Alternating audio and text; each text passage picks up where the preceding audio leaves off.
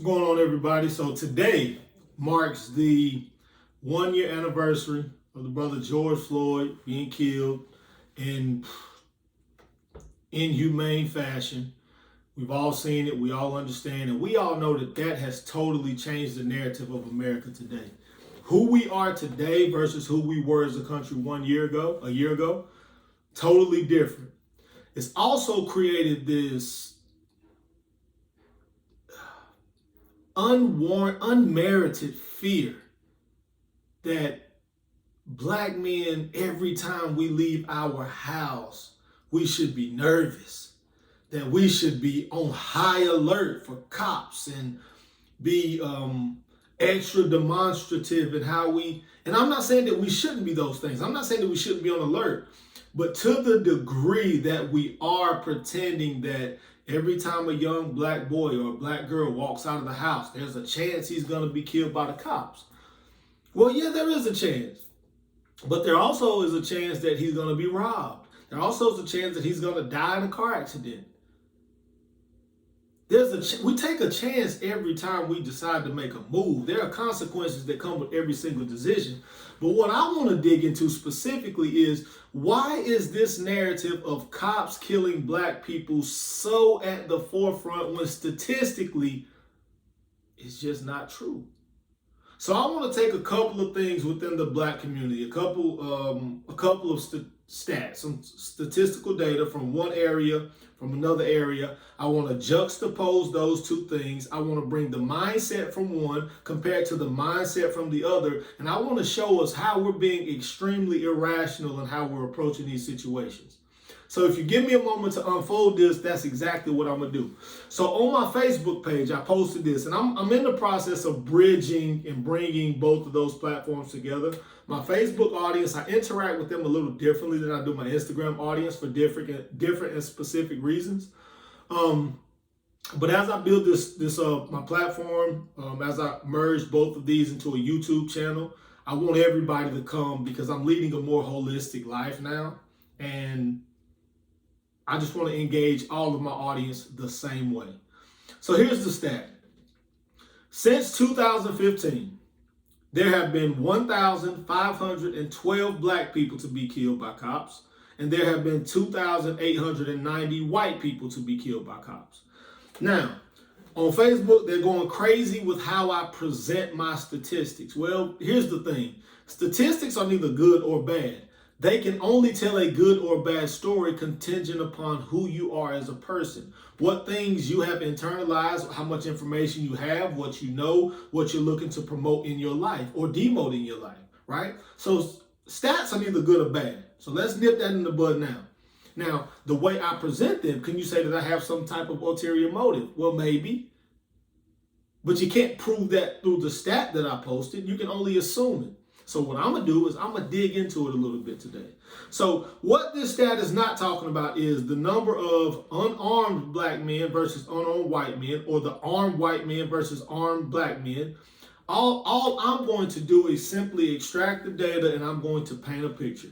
So let's assume, right, for the sake of assuming, that of these 1,512 black men that have been killed by the cops, over the last 5.5, 6 years, let's assume that all of them were innocent, all of them were unarmed, nobody was posing any type of threat. Let's make that assumption that none of these killings were merited, right?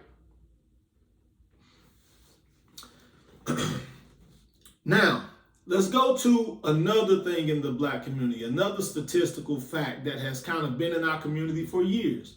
And it's this idea that only 1 in 100 young black men can be, or only 1 in 100 of you can become professional athletes. So you tell a young black kid, you say, hey, don't bank your whole life and make every decision in your life and have every fear and reward of your life based on this premise that you are going to be a professional athlete. And we think that a kid that does that, because I was one of those kids and I often heard, well, what's plan B? What else are you thinking about? Because there are other important things, because the likelihood of that becoming a reality is very slim. So let's go into the numbers on that. All right. So I went to a website called leagueside.com. And in leagueside.com, they extracted numbers from the 6 major collegiate sports, right? The first being baseball. The second is men's basketball, women's basketball, football, men's ice hockey, and men's soccer.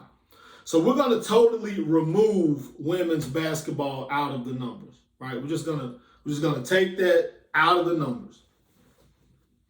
So once you take the averages, so what I did was I'll post the link. But what I did was, so let's say football, for instance. So in football, there were 1,093,234 high school players. And I don't know what year it is, but we'll just say 2018 or 19. It doesn't matter. There were 1,093,234 high school football players. Of those players in high school, only 71,060 of them became collegiate players. Of those 71,000 collegiate players, only 1,136 of those guys were drafted to become professional football players. And then I took basketball. The reason I chose football and basketball, because we know statistically black men dominate in those sports arenas. So in basketball, there were 541,054 high school basketball players. Of those, there were 18,395 who became collegiate ball players. Of those collegiate ball players, only 220 became drafted pro basketball players. So out of 1 million football players, there's roughly 1,000 drafted. Out of 500,000 basketball players, there's roughly 200 drafted. So if we were to allow young black men to set their entire lives on this idea that they're going to become pro athletes, we would think that they were silly. It would be madness. We would say, wait a second, you can't make all your decisions based on these numbers. You have to have a different plan. Now, if it happens, allow it to happen, but don't let that be your only focal point going through life, because the numbers are so slim. Now, that we understand that piece, let's make the comparison. So based on the statistical data that I gave you of how many people were killed, black people were killed, if we do the math on that, out of 42 million black people, 1,512 represents 0.0036%. And this is assuming that everybody was innocent and unarmed. Only 0.0036%. That's it. So let's make the comparison. And this is why I say that there is a narrative behind how they are presenting these things, how the Black Lives Matter movement has hijacked culture. And I'm a young black man and I'm an advocate for young black men. But we gotta start looking at this stuff in reality. There is something bigger to it than what they're showing us. And the reason I say that this is necessary is because we have to begin to take control of our own lives. How we live, how we govern ourselves, our mindsets, our focuses, the things that we choose to pursue. We have to look at these things and be like, well, if the numbers take me that way, then I have to be man enough to go that way, while understanding that things can go wrong. I'm not denying that claim. I'm not saying that bad things can't happen. I'm simply saying that according to the data, we've got to look at things differently. So let's make this comparison. So I took the percentages of basketball and football athletes who would go from high school to college to professional. The average is 0.07%. right? But then I said, nope, let's back up. Let's give young black men the greatest chance to become a professional athlete. So I took the 5 top collegiate sports and I went through those. So for basketball, baseball, football, men's hockey, and men's soccer, black men, you have a 1.57% chance of being drafted professionally in either of those 5 collegiate sports. From moving from high school to college to draft day, you have a 1.57% chance. And again, we would not tell you to stake your entire life on that chance. Now, again, black men, there is a 0.0036% chance that you will be killed unarmed by a cop. You take those 2 numbers and you divide them. And what you find out is that black men are 436 times more likely to become a professional athlete in any of those 5 major collegiate sports than they are to be killed unarmed by a cop.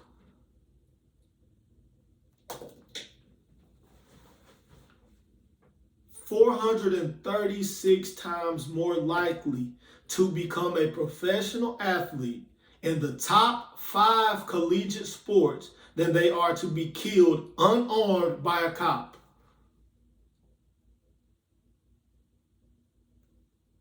So somebody explain to me how we've created this narrative that every single time I walk out of my house, there's a great chance I'm not coming back home because I'm going to be killed by a cop, a racist white cop. I'm not posing any threat to him. I'm not doing anything wrong. I'm just going to be killed. Again, I'm not saying that it doesn't happen. I'm not saying that it hasn't happened. I'm not saying that it won't happen in the future. I don't know if that may happen to me in the future. I'm not saying any of that. What I am saying is this. As a young black man, I can't live my life afraid that that is going to be my fate based on the statistical data. When I know there was a 436% chance that I would have become a pro baseball or football player. And to be honest, I actually did become a pro football player. I got paid to play football. So, yes, I did. But statistically, had I bet my entire life on that and that alone, I wouldn't be where I am today. So black people, black mothers, single black mothers, black family units, black churches, black communities, as individuals, this is to you. This is for us. We have to stop allowing the media to manipulate how we govern our lives. The fear that our boys are going to be gunned down in the streets by cops, unarmed, posing no threat, is highly unlikely. In fact, you have a greater chance preparing your son to be a professional athlete. And if you're not preparing your son to be a professional athlete because you believe that the chances are slim, then you also shouldn't be preparing your son to be killed by a cop, unarmed and unjustified, because the numbers just prove otherwise. Y'all be blessed.